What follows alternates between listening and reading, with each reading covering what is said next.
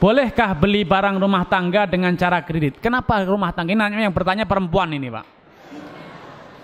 Jadi gambarannya mikirnya itu cuma panci, perabot, kompor kayak gitu. Beli apa saja dengan cara kredit itu boleh, Pak.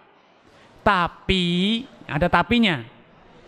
Belinya langsung kepada penjual, pemilik barang, dan kreditnya juga kepada pemilik barang.